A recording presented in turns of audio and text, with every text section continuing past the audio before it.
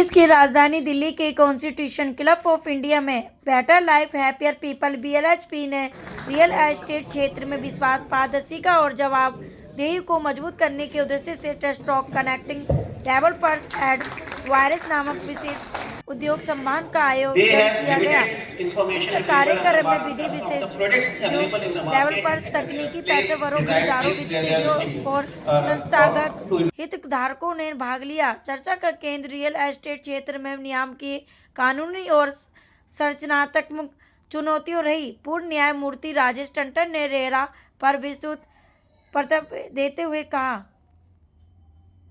नित्यानंद ने जो प्रोग्राम रखा है वो इस देश के लिए बहुत ही इम्पोर्टेंट है।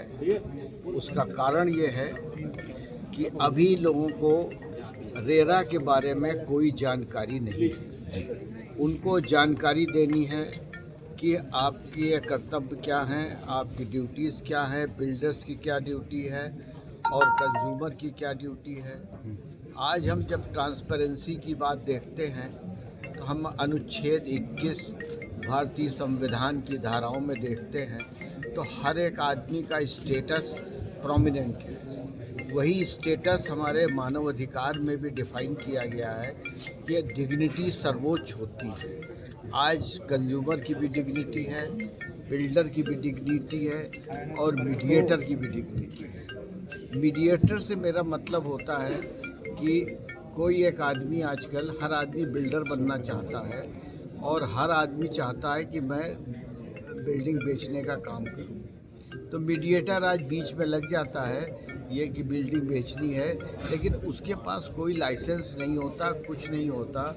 वो सिर्फ चला जाता है ये कि हमारा ब्रोकरेज मिल जाएगा, हमको कुछ पैसा मिल जाएगा, 10% कमीशन मिल जाएगा।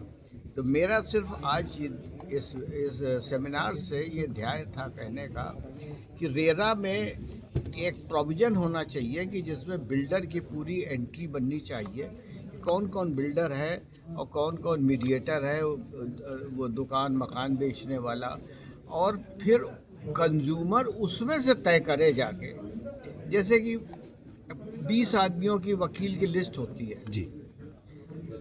कंज्यूमर जो क्लाइंट होता है वो जाके उसमें से तय करता है कि इन 20 वकीलों में से मुझे किसे करना है, किससे नहीं करना है। सर, हम बायर्स को एम्पावर करने के लिए एक ऑर्गेनाइजेशन बना रहे हैं जिसमें हम बायर्स के लिए काम करेंगे।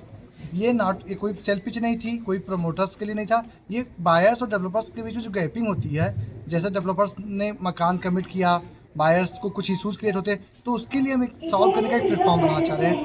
ये कोई BLHP कोई ब्रोकर नहीं है, ये एक ट्रांसपेरेंट तरीके से रियल इस्टेट को करने का कार्य कर रही है। हम रियल इस्टेट सेक्टर को एक इंडस्ट्री में कन्वर्ट करने का इनिशिएटिव लेने चले हैं।